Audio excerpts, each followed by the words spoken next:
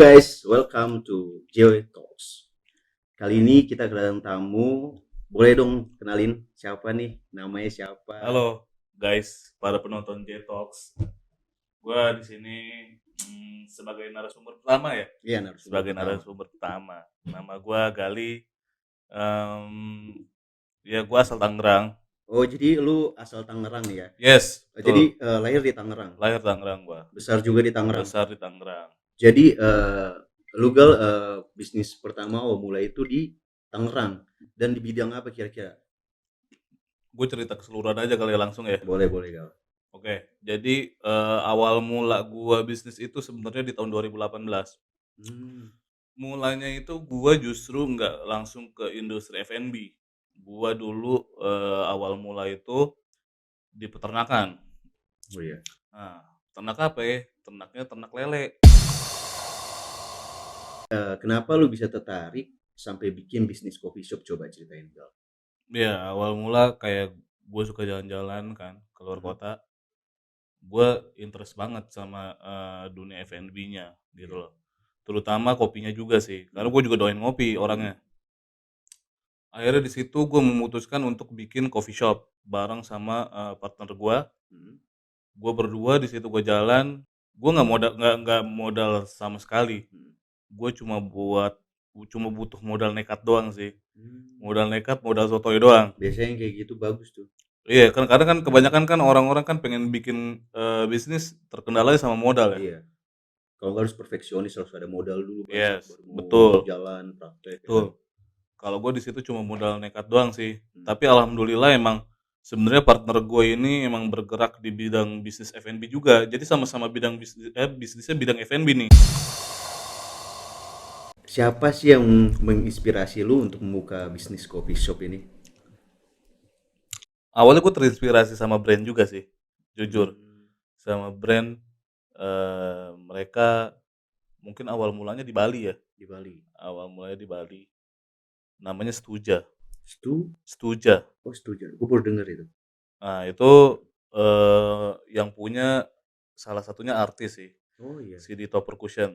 Oh Nah, gitu ya. heeh, saat gue main ke tempatnya, menurut gue tempatnya clear banget Hmm. dari segala maksudnya dari bentuk bangunannya itu gue suka gitu loh. Gue suka aja sih kalau misalkan ngeliat bangunan-bangunan yang emang bener-bener polos, warnanya putih, Hmm. terus clear gitu loh. Jadi kayak Hmm. otomatis Adem ya? adem Hmm. dilihatnya, adem ya buat refreshing mata juga Iya iya sebenarnya. benar. Awalnya yang terinspirasi di situ sih gue kayak, gue bikin kafe yang kayak gini kali ya, maksudnya yang emang konsepnya clean juga, Hmm. terus jenisnya juga gue fokus ke kopi juga kali ya. Iya. Nah, akhirnya gue bikin bikin gue terinspirasi dari situlah awal mula. Tahu gak jenis kopi lu itu apa? Boleh ceritain gak gal? Boleh boleh. Jenis kopi yang gue pakai itu 100% full arabica. Arabica. Full arabica.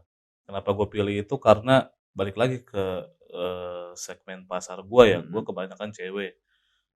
Yang paling aman untuk cewek sebenarnya arabica karena tingkat keasaman bijinya itu adalah sedikit, sangat sedikit Hmm. dibandingkan robusta. Hmm. Kalau robusta itu memang tingkat asamnya tinggi, makanya kalau misalkan orang-orang yang punya asam lambung, penyakit asam lambung itu sangat Nggak tidak disarankan. disarankan kalau konsumsi kopi yang Robusta. robusta. Karena Hmm. mereka maksudnya tingkat keasaman si Iya kopinya iya. ini emang tinggi banget dibandingkan Oh iya arabica. Nah, iya. kalau misalkan arabica Hmm. sebenarnya itu kopi yang paling aman dikonsumsi untuk orang yang punya asam lambung. Oke oke. Jadi jenis arabica guys yang paling Yes. aman untuk kalian punya asam lambung tapi pengen minum kopi. Ya, betul. Hmm. Jadi setelah lu menentukan biji kopi dari segmentasi pasar, Hmm. kira-kira caranya untuk mempertahankan segmentasi pasar itu apa sih gal? Hmm, balik lagi sih kita ke R&D menunya. R&D itu Hmm. research and development Oh, research and development. and development. Itu sangat dibutuhkan tuh Hmm. kalau misalkan di dunia F&B karena kita di sini bergerak untuk memunculkan inovasi-inovasi untuk beberapa menu baru juga kan. Oh, iya. Terutama ibaratnya kita udah punya patokan nih, Mhm, target target pasar kita siapa ya kan. mhm. Nah untuk kedepannya berarti kita gampang tuh untuk risetnya, maksudnya untuk risetnya ya kita patokin sama perempuan aja nih. Oh, target segmentasi lu berarti ke perempuan dulu nih? Yes, terutama Oh, ke perempuan dulu. iya. Kira-kira ada gak sih saran untuk teman-teman di luar sana yang mau buka bisnis kopi shop ya kan? Hmm. Tapi masih bingung, masih takut atau lain sebagainya. Kira-kira ada saran pesan nggak buat teman-teman ini? Sarannya sih banyak sih. Apa tuh? Yang pertama lu jangan takut, Jangan jangan takut. takut buat mulai ya. Mhm, Pasti kan kalau misalkan namanya takut, mhm.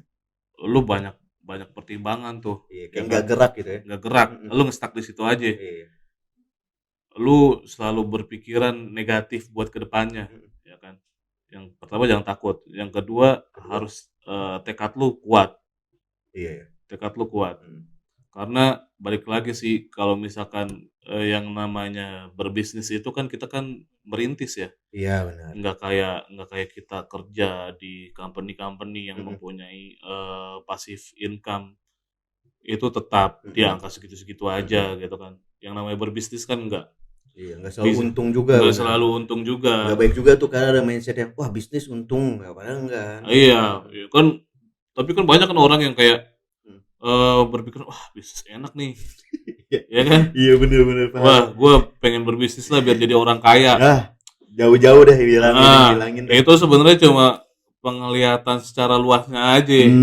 Cuma Benar. kan yang kayak tenaga yang lu keluarin juga Bener. berbeda dia Waktu. bandingkan waktunya Iya, juga iya, berbeda iya. gitu.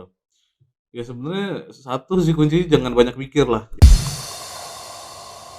Episode pertama sampai sini aja. Kalau kalian ingin episode berikutnya lagi, tulis di kolom komentar. Oke? See you guys. Thank Thank you, thank you. you.